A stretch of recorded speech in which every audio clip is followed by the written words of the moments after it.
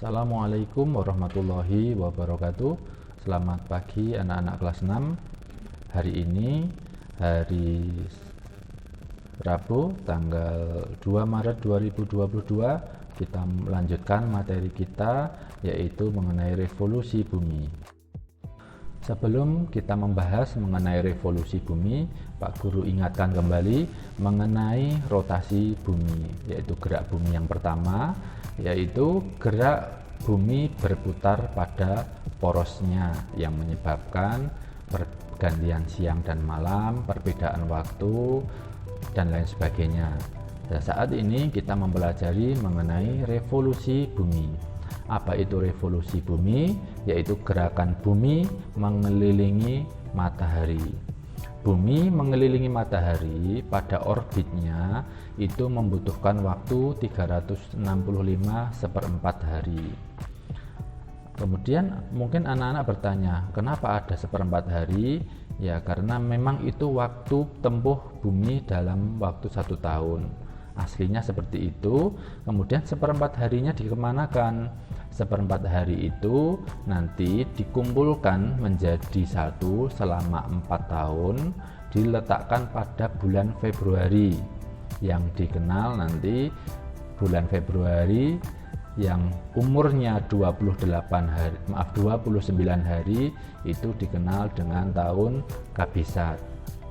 Saat ini umur bulan Februari hanya sampai 28, sehingga bulan Februari tahun 2022 ini bukan termasuk tahun Kabisat.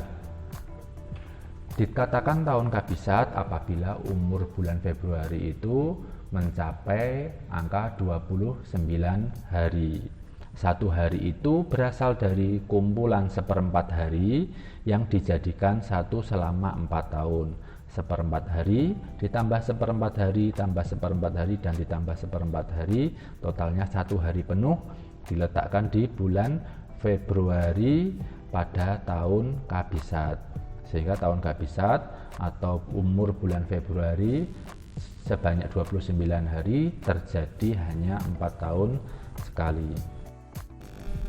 Nah, sekarang apa akibat adanya revolusi bumi terhadap matahari?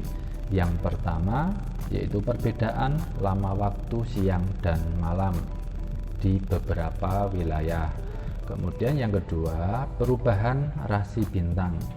Rasi bintang sendiri itu adalah kumpulan bintang yang membentuk pola-pola tertentu. Kemudian yang ketiga, gerak semu tahunan matahari. Yang keempat, adanya perubahan musim. Dan yang kelima, ditetapkannya kalender Masehi. Sehingga kalender atau penanggalan yang saat ini kita gunakan itu dasarnya adalah pergerakan bumi mengelilingi matahari. Kemudian untuk rasi bintang ini seperti yang ada di video, ada di gambar itu adalah beberapa contoh rasi bintang yang bisa kita lihat melalui gambar.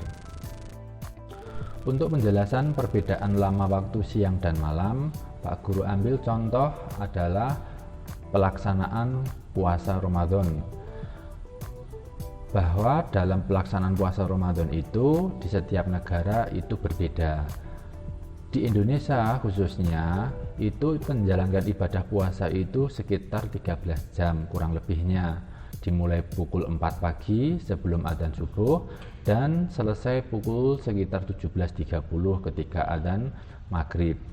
Nah, ketika posisi buminya condong ke arah matahari di sebelah kutub utara seperti yang ada di gambar, maka umat muslim yang ada di Rusia itu menjalankan puasa mulai pukul 3 pagi waktu Rusia, kemudian buka puasanya pukul setengah 10 malam juga waktu di Rusia, sehingga ketika posisi bumi seperti yang ada di gambar, maka umat muslim yang ada di Rusia itu berpuasa hampir 18 jam karena matahari menyinari wilayah Rusia sekitar 18 jam. Berbeda dengan yang ada di Australia. Kalau di Australia waktu puasanya lebih sedikit, yaitu tidak ada setengah hari, yaitu 11 jam 50 menit, itu sekitar itu. Sedangkan di Indonesia sepanjang tahun hampir sama karena kita berada di wilayah Khatulistiwa. Sedangkan untuk penjelasan gerak semu tahunan matahari itu bisa anak-anak lihat pada gambar bahwa pada saat tanggal 21 Maret itu matahari posisi semunya itu ada di wilayah Khatulistiwa. Kemudian bergeser pada tanggal 21 Januari itu ada di belahan bumi sebelah utara, terlihat di belahan bumi sebelah utara, dan seterusnya seperti pola yang ada di gambar sampai tanggal 21 Maret kembali ke garis Khatulistiwa. Nah, apabila anak-anak perhatikan ketika musim kemarau itu bayangan matahari yang ketika kita berada di depan rumah itu kadang sinar matahari itu bisa sampai ke teras rumah, tapi kadang sinar matahari juga tidak sampai ke teras rumah. Ini berlaku untuk yang rumahnya menghadap ke utara atau ke selatan. Itu ada perbedaan cahaya yang masuk ke dalam teras rumah. Kemudian secara ilmiah itu bisa anak-anak lihat di gambar bahwa setiap pergantian bulan tertentu itu matahari itu bergeser, dan inilah yang menyebabkan terjadinya perubahan musim.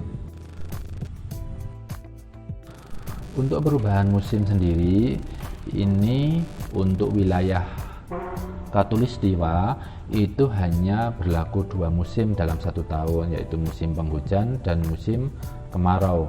Sedangkan untuk belahan bumi utara dan belahan bumi selatan, silahkan bisa anak-anak baca untuk tanggalnya dan urut-urutan musimnya. Pak Guru hanya akan memberikan bantuan untuk pemahaman. Jadi ketika tanggal 21 Juni sampai 23 September itu di belahan bumi utara itu sedang terjadi musim panas. Urut-urutannya dalam menghafalkan, ketika selesai musim panas otomatis daun-daunan berguguran karena mendapatkan sinar matahari yang sangat terik. Kemudian daun berguguran karena akan menghadapi musim dingin, agar pohon tidak mudah patah, cabang-cabangnya tertimpa salju. Ketika musim dingin selesai, maka berganti musim semi, karena setelah musim semi ini nanti ini akan kembali ke posisi awal, yaitu adanya musim panas. Pohon-pohonan siap menerima panas matahari. Itu untuk belahan bumi utara. Untuk belahan bumi selatan ini berlaku kebalikannya. Ketika bumi sebelah utara terjadi musim panas, maka belahan bumi selatan mengalami musim dingin. Tapi untuk urut-urutannya tetap musim dingin, musim semi, musim panas, gugur.